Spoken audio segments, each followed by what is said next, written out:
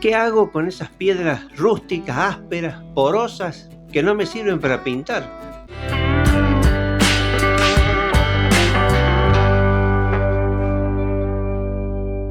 ¿Qué tal, amigos? En esta ocasión les traigo la solución para que puedan aprovechar esas piedras.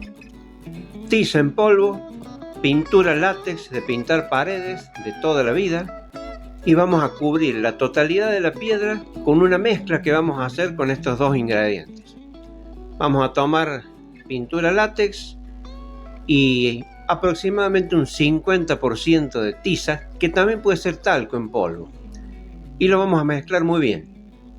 Las proporciones pueden variar según las marcas en los distintos países, pero lo importante realmente es que esta mezcla quede como un enduido plástico liviano. Por eso tenemos que mezclar bien, que no queden grumos, que quede una mezcla bien homogénea. Una vez que tengamos lista esta mezcla, noten la consistencia. Fíjense que no cae, no chorrea. Una consistencia lo suficiente como para aplicar sobre la piedra. Esto lo vamos a hacer con la misma espátula. Y vamos a extender esta especie de enduido plástico en toda la superficie de la piedra, asegurándonos de tapar todas las rugosidades, hendiduras, grietas, en definitiva todos aquellos accidentes en la superficie de la piedra que nos impidan utilizarla para pintar.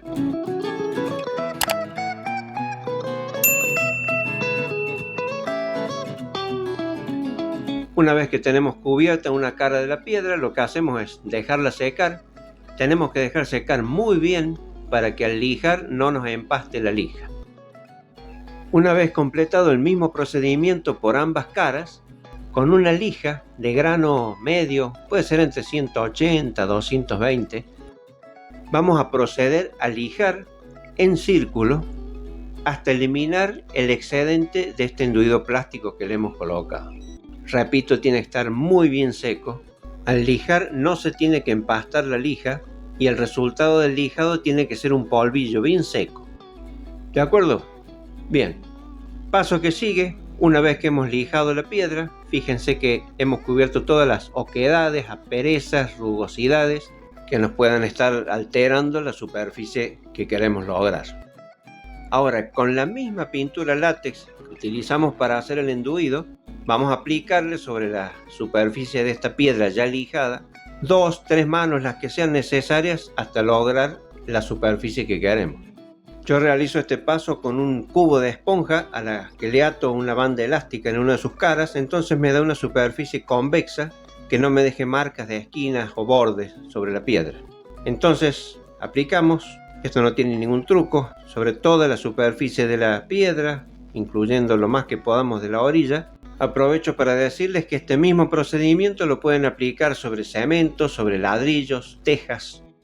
Bien, después damos vuelta a la piedra, repetimos el proceso en la otra cara, dejamos secar muy bien y aquí voy con una segunda mano para que vean cómo va cambiando la intensidad del blanco en la superficie de esta piedra.